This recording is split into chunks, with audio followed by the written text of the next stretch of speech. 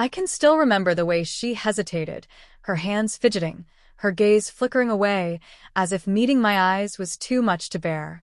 And then, in a single breath, my entire world came crashing down.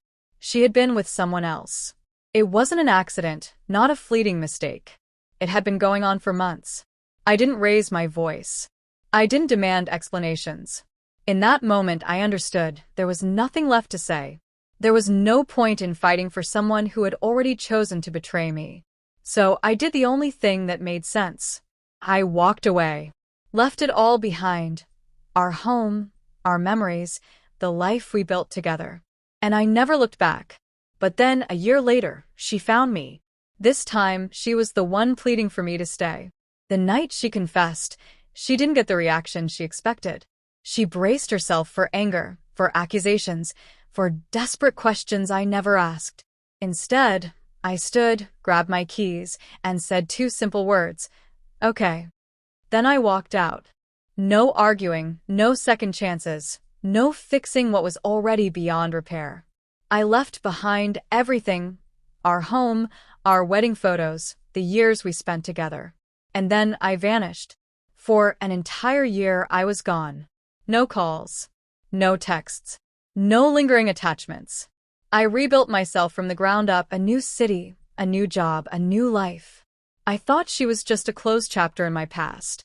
But then, out of nowhere, she found me.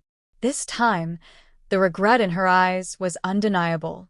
At first, I'm sure she believed I would come crawling back, that I would miss her, that after some time apart, I'd forgive her like nothing had happened.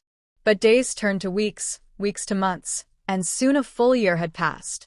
I never reached out. I never checked in. I never once looked back.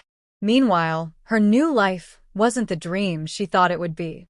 The man she threw me away for? He left her. The excitement she chased? It faded. The home we once shared? It felt empty without me in it. For the first time, she truly understood the weight of what she had done. She thought she could replace me.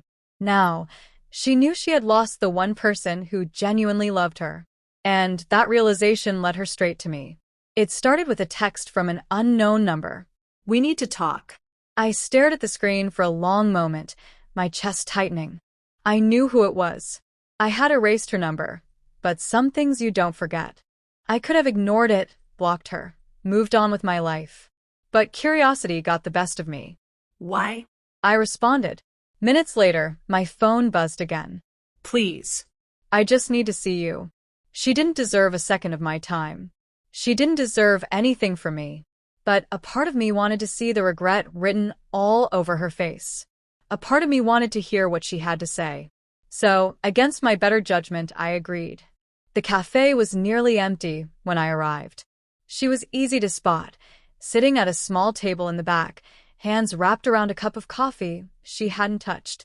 She wasn't the same confident, carefree woman who once told me she needed something new. She looked exhausted, hollow. Dark circles framed her eyes, her shoulders slumped forward, like someone who had spent the last year drowning in regret. When she saw me, her lips parted slightly, as if struggling to find the right words. I took a seat across from her, waiting. She swallowed hard before whispering, "You look good." I smirked. "I know." Her face faltered at my cold response. I needed to see you," she said hesitantly. "I've thought about you every single day." I leaned back, arms crossed. "Really? Because when I walked out that door, it sure didn't seem like you gave me a second thought." She shook her head quickly, tears brimming in her eyes. "I made a mistake," she admitted, her voice trembling. "I thought I wanted something else. I don't even know what I was thinking. But when you left, I realized I threw away the best thing in my life." She reached across the table, her fingers trembling. "Please," she whispered, "tell me there's still a chance." For the first time, I smiled, because at that moment I knew she was drowning in the regret she created. I let the silence stretch, let her sit there, waiting. The confidence she once had was gone, replaced by something else entirely. Desperation. She wanted me to say something, anything, to undo the past. but I had nothing left to give her. Finally, I leaned forward, resting my hands on the table. You wanted freedom, I said calmly. You got it. Her breath hitched. She knew what was coming. I know, she whispered, tears slipping down her cheeks. But I didn't know what I was losing. I exhaled slowly, shaking my head. That's the problem, I said. You only realized my worth when I was gone. And now, it's too late. Her face crumpled. She opened her mouth, to beg, to plead, to fight for me. But I was already standing up. I pulled some cash from my pocket, dropped it onto the table, and met her gaze one last time. Take care of yourself. And just like I did a year ago, I walked away. Only this time, she was the one left behind.